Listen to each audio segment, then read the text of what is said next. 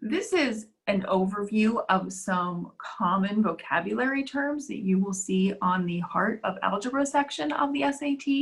It is in a matching format because many times simply recognizing these terms can be very helpful. So I would encourage you to pause this video now, take a couple minutes to match these or attempt to match them as best as you can, and then I will go over them in the next slide.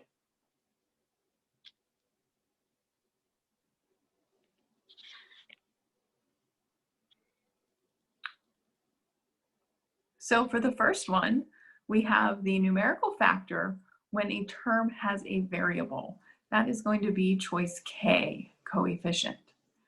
For number 2, the distancing number is from 0 on the number line would be A, absolute value, notated with those 2 vertical bars. For number 3, a term without a variable factor would be M, a constant. So just a single number would be a constant. For number 4, slopes of parallel lines are E, equal, or the same exact slopes. 2 lines that are parallel will always have the same slope. For number 5, slopes of perpendicular lines will always be D, opposite reciprocals, opposite reciprocals. So opposite meaning the signs, one is positive, one is negative, and reciprocal meaning you are switching the numerator and denominator of the fraction. For number 6, we have C, less than or equal to. For number 7, we have N, greater than or equal to. For number 8, we have H, reciprocals. So as mentioned for number 5, switching the numerator and denominator. For number 9, 2 different ways to represent G, slope. You can have rise over run, or you can have vertical change over horizontal change. You can have change in Y over change in X. Also, slope is notated with the variable M.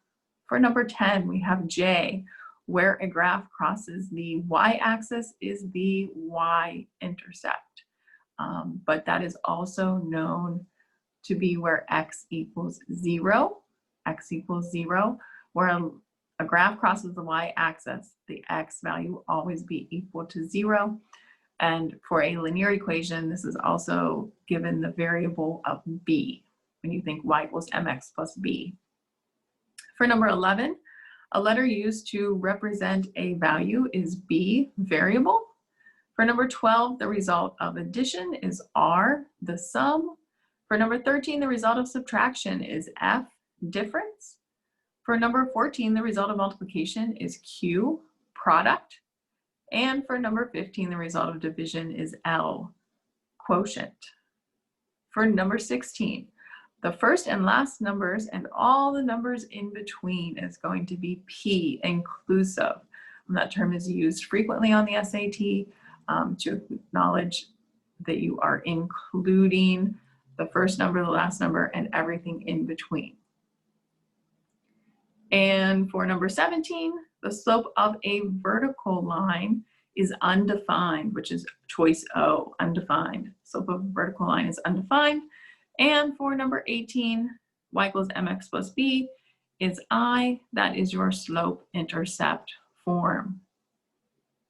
So I hope these terms help you on the SAT. The more familiar you are with the terms, the easier the test will be when you know what they are asking.